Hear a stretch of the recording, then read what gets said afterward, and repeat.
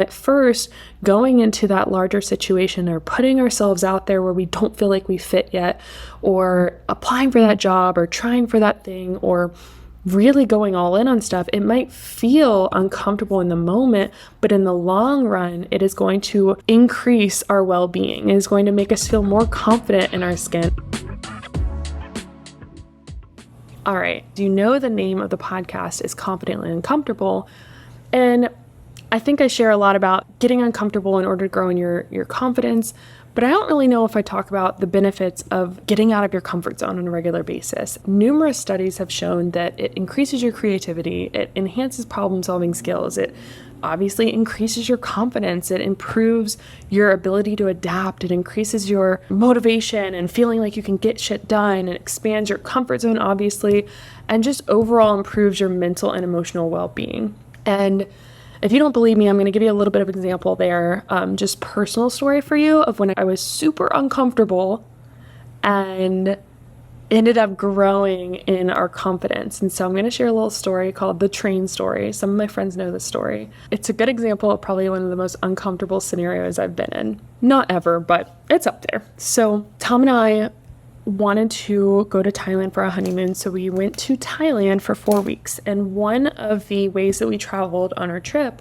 was a friend recommended this overnight train. And they said, okay, you have to do this overnight train.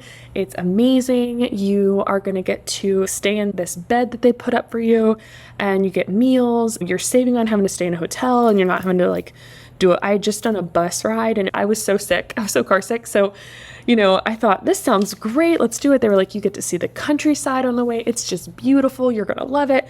And so I'm like, done. I'm in. Let's do it. And so I go to get our tickets last minute because that's what we do. And I go to get our tickets, and lo and behold, first class was full. When I got the tickets, first class was booked up. There were no tickets left. And I immediately am thinking a plane, right? So first class on a plane, you're thinking, okay, this is the champagne of the seats. Second class or economy, you're like, it's not that bad. Okay, I just won't have as much leg room. That's where my brain goes. But I get the second class tickets and we get to our train, and it ends up being nothing like I expected. So first class, you can literally see right up. There's these sliding doors, and I think they had air conditioning. We did not. We did not have air conditioning. So there was no air conditioning. There were fluorescent lights, and that really wasn't a big deal for me. I thought, oh, we're fine. It's still really pretty out. The train starts off to leave, and we hear this big thud, and the front part of the train left without our boxcar. So literally first class is just going down the road. And I'm sitting here thinking in this little seat that I was already having to accept it being a little uncomfortable. And I'm like, okay, what do we do now? We had to sit there because no one else spoke English, and I couldn't really even think of the words to ask them what just happened. But no one seemed alarmed, so I just kind of sat there and I'm like, okay. So the train proceeds to back up and reattach to us and then leaves. And we're going on the train, and at this point I'm like, okay, it's a little hot, but the breeze is helpful with the windows open, and it's golden hour, and we're getting to see outside, and it looks really nice. I'm like, I can handle this. This is fine. And then it goes dark. As soon as the moon came out and the sun set, things started to come out. And by things, I mean bugs. Bugs were coming in every single time. So the way this train worked was there were stops every 30 minutes. So it's every 30 minutes, you're getting woken up by the fluorescent lights that were constant on the thing, the noise of people getting on and off, the heat that was just unbearable, and then bugs. Every single time we would stop, because the window was open, the bugs would gravitate to those fluorescent lights on our train car. And immediately they're all over my face. They're all over me. And I'm just like, this is not great, because you're just sticky at this point. And Tom and I were just both not even speaking, and we weren't angry. It was just we couldn't change the situation. So we're just okay, we're going to sit here. And I'm putting a sleeping bag over my face, trying to keep bugs out of my mouth. This goes on for 12 hours. Talk about having to learn to adapt. And so basically we're slowly shifting into this. It's not a great situation, but I will say I learned a lot from it, and I'll tell you what. But let me finish the story first. So we get there It was an overnight train, so we get there at like 7 or 8 in the morning. We've been on the train for like 12 hours. We are exhausted because we got zero sleep, and we got all our luggage. We're backpacking, so we have giant backpacks, and we're walking towards our next destination, and it felt like we were on a desert. And you know when you're out in a desert and you start to hallucinate and you see things? We like look across the way and we see this Starbucks, and then we're like, oh my God, we have to go there. And so of course we go to Starbucks. We spend like $300 on coffee and everything we could think of. There was air conditioning. I'm basically doing like a spritz shower in their sinks. And we stayed there as long as humanly possible. They were playing like Christmas music, and it was just like such a good feeling. And normally I'm pro going to like an actual, mom and pop coffee shop thing, but for some reason it was just like I needed that again. So one thing about getting uncomfortable, if you're not choosing to get uncomfortable and it just happens, is you do start to adapt better, but you also appreciate different things. So it allows you the space to appreciate and find gratitude. And so I'm not saying that you should force discomfort in your life and you should just constantly be uncomfortable and then that's the way of living. Like, I don't think that we should all be martyrs. I don't think that at all. But I do think the more that we choose to step out of our comfort zone, the more we have capacity to handle tough situations. This is not an example of a tough situation. I just think it's funny. Looking back, it really helped me and Tom because, first of all, we learned a big lesson in marriage is like when you're in the middle of the moment that you know is going to be something later, you don't necessarily have to like talk to each other in the moment. You can just be in it. We knew it was a crappy situation and we're not going to blame each other for it. The other thing we learned is like it allowed us to be way more adaptable with any other travel trip because we saw it as like, hey, nothing's as bad as that, right? Like anytime we were in any situation, like, oh, we have a long layover. Psh, they have air conditioning in this airport. I am fine with a 6-hour layover. And so it allowed us to just not get so upset when little things didn't go our way because you start to get used to it. And so you might notice that with people that have had tough situations and things happen to where they are a little bit more adaptable, able to adjust, don't get thrown down by things like that.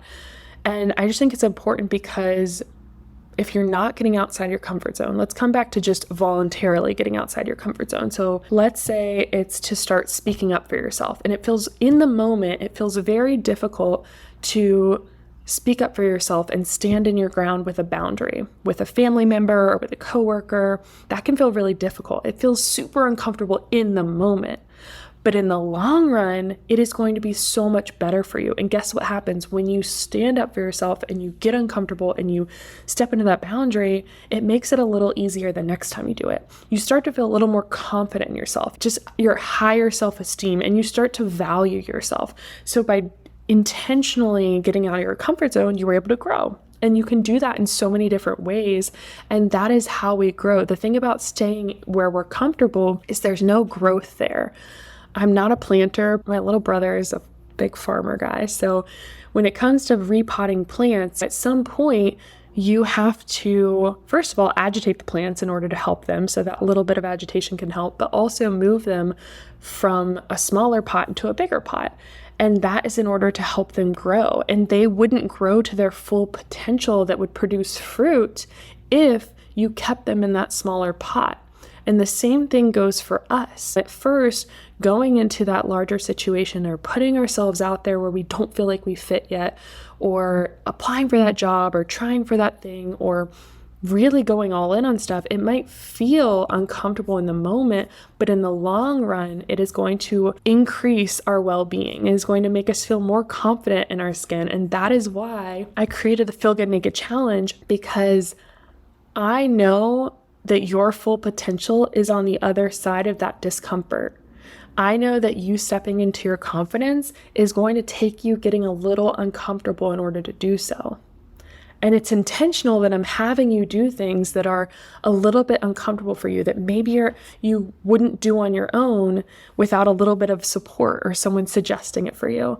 And I know in my own experience, I'm so much more confident because I've done those things. I used to be afraid to show up on video. I felt like I had to re-record something or If something was wrong with my hair or my skin or something, I would feel bad about it. And then the more I started to show up as I was again and again and again, it almost desensitized me to worrying about those things. Same thing. I used to be so afraid of people leaving mean comments or saying things about my body. And then the more it happened, the more I realized that those people, they were living really small lives and they were making me feel, or trying to make me feel smaller because they felt really small. And so I no longer feel the need to empower those kind of things. And increasing my comfort zone also increased my level of capacity because I got uncomfortable and I've been able to grow. And so that's really what I want for you. I want you to be able to grow. So what are the main reasons that we try and stay in that comfort zone? Well, there's fear of judgment, which I was kind of saying, like, okay, I'm afraid of someone judging me. I'm afraid of my family judging me. What will they think? Or what will my friends think? Or my partner or whatever, because maybe there's just something that you're holding back on doing or stepping into or showing up as. And fear of judgment, all I have to say with that is, so what? When it comes to judgment, you probably will be judged either way. You might as well be judged for your truth instead of for some lie that you're putting on, some mask you're putting on. And the other thing about judgment is it says a lot more about them than it does about you. So many people that are judging others are judging themselves 10 times as harsh. So if they're judging themselves harshly, release that and realize that it's not really about you. Even if the words are so mean or things that they're saying are so harsh, and maybe you're being triggered by it because you believe them or you had believed them in the past, I want to challenge you not to empower that judgment. The other thing is fear of failure. There's this fear of failure when it comes to trying something new and getting out of your comfort zone, maybe trying something that you don't feel confident in yet, like a skill or a job or a hobby or anything, and you're just afraid of failing, and you go into this what if spiral of like, what if I fail? What if this happens? What if they say this? What if, this what if spiral. Shift that into, well, what if you succeed? So if you're starting to spiral in this what ifs of like the negative scenarios, start to change your brain to start thinking like, what if this happened? Or what if like this amazing thing came out of me getting outside my comfort zone? What if this amazing opportunity came from me speaking up here? What if I was able to create a more confident place in my workspace because I spoke up right now? If you break that spiral, it can be really powerful. And then finally, I want to give you the honesty, like it's okay when you are feeling this resistance to feeling uncomfortable.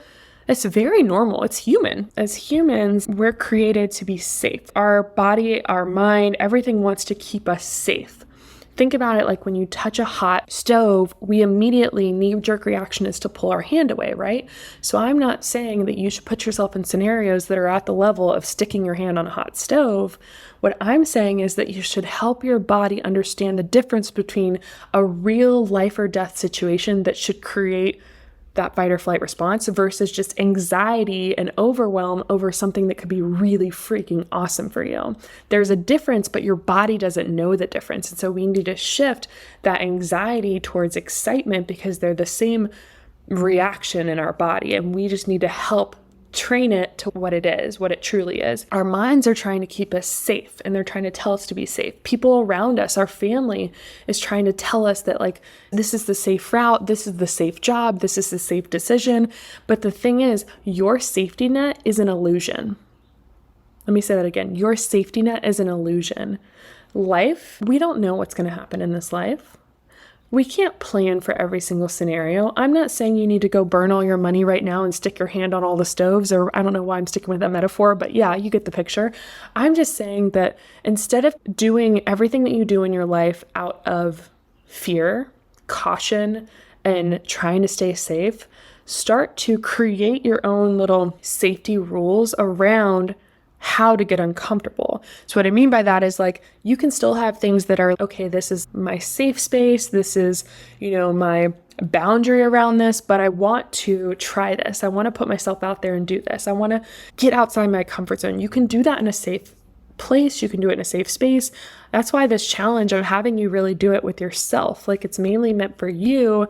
And then down the road, you can connect with other people. You can get outside your comfort zone in other ways. But I just think it's so important to remember that when you are growing, when you're leveling up, it's going to be uncomfortable.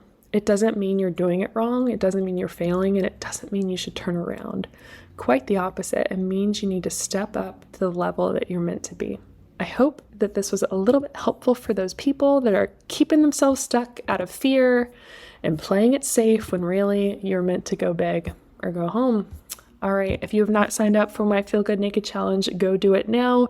It's the last time I'm going to say anything about that. Probably not, but at least on this episode. Thank you guys for listening. I'd love to hear your thoughts on this, so please feel free to message me at Confidently Uncomfortable, and I'll see you guys next time.